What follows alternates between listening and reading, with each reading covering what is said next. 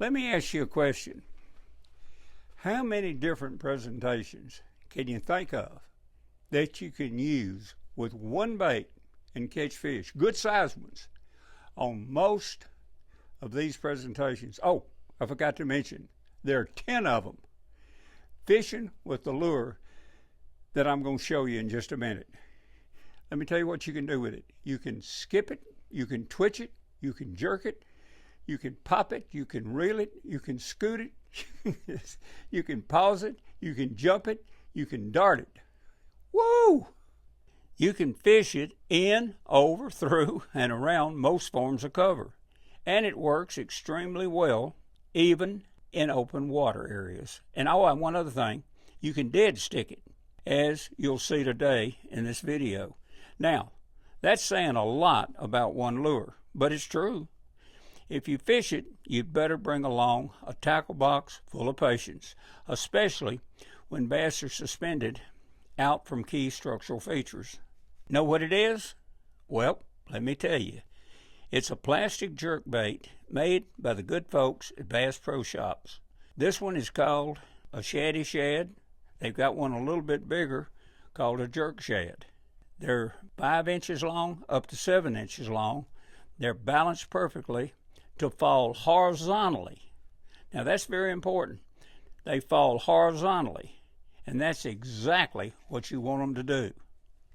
Like I said a minute ago, fishing this bait the way that we'll have to today is going to require a lot of patience, simply because the bass are suspended in a depth of about 3 to 4 feet over 7 to 9 feet of water out in front of grassland drops. And we're going to have to be making repeated casts in some locations, working the lure somewhat slower than if the fish were in a chasing mood.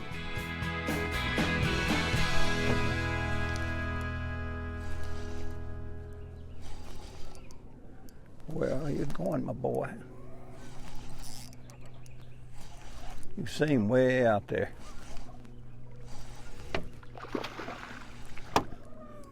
Tough one. Get him down in that clear water. Just digging it.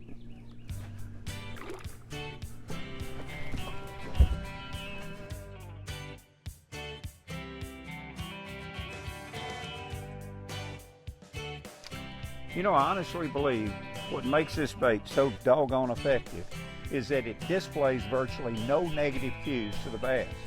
It has a random action as you work it rather than a mechanical one. It looks and it feels extremely natural, and it makes no noise. It's long and basically thin, meaning it has just an excellent profile. It bears a mighty strong resemblance to living prey because of its appearance and looks. It resembles a variety of natural foods. As stated, it presents no negative cues, and it's hard, mighty hard, for bass to reject it, especially inactive bass.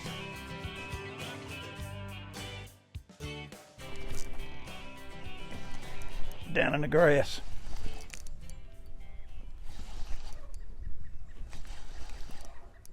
Come out of the grass.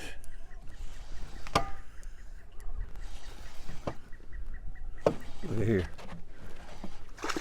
Ooh.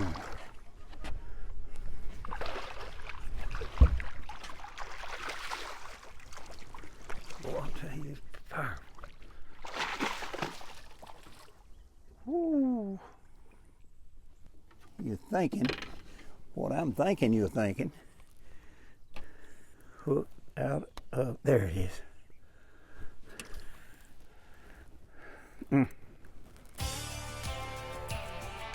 Nice one.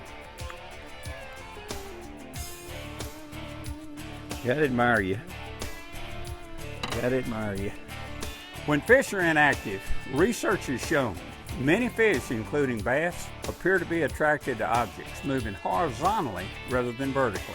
And this may be because bass tend to notice lures retrieved across their visual field more than lures drifting or falling from above. Why? Well, research shows that in the eyes of bass, the visual axis along which the lenses move for focusing lies in roughly the horizontal plane. Cone cells density in the bass's retina is highest in this plane, Because cone cells are primary receptors of motion, and the bass's cell patterns favor the horizontal axis over vertical, bass are probably more sensitive to motion in this plane. You know, this lure is an excellent cold water bait, and it's very important to work it slow in cold water. But even in warm water, you want to work it slow. And when I say slow, that's exactly what you got to do. It's important to be patient and never try to overpower the bait. Also important when fishing it is to allow several seconds after the strike occurs before setting the hook. Look at that, coming up. Look at him right on the surface. Oh, look at the size of that fish. Ooh. I keep him out of that grass. That's a good one. Ooh, that's a big fish.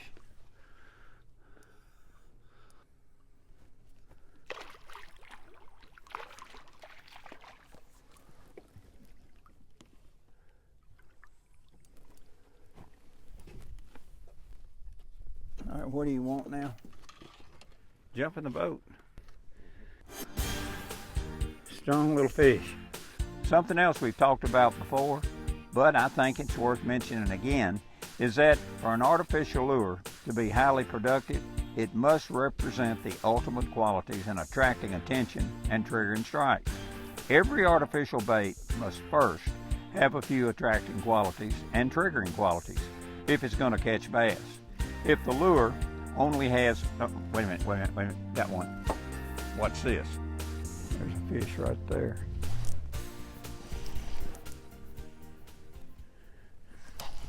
That's a fish. Where are you going? Right under the boat. Look at that.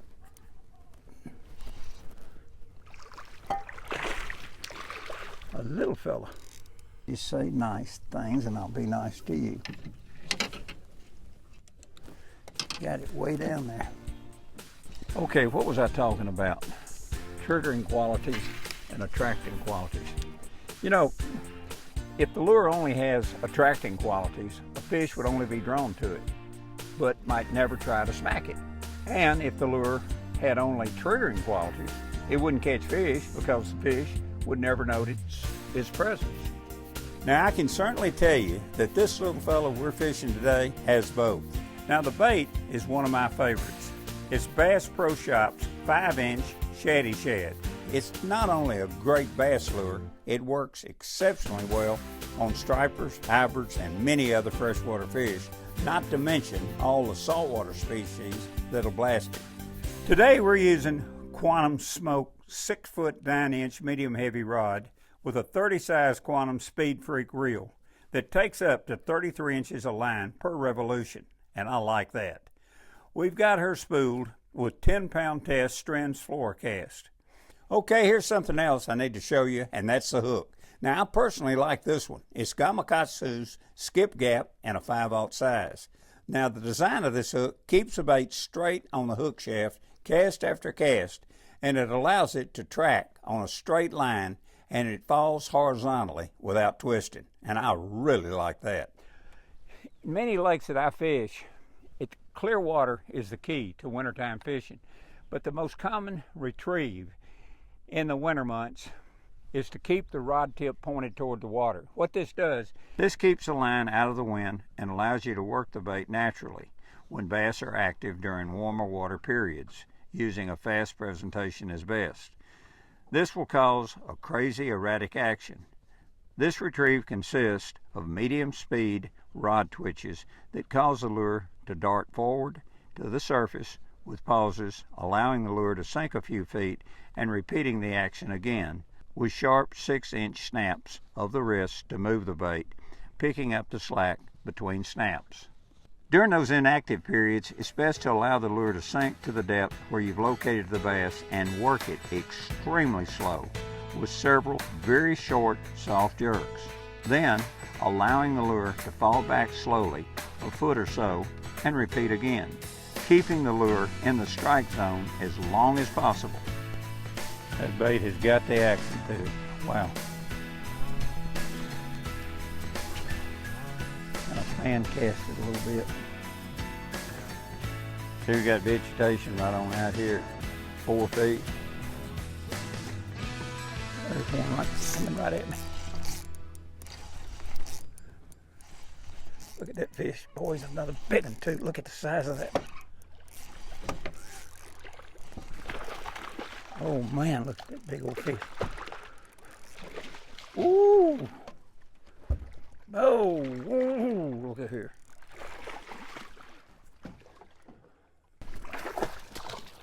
Oh baby, let me just touch you. That is a mule. Woo! Sister. Sharp as a...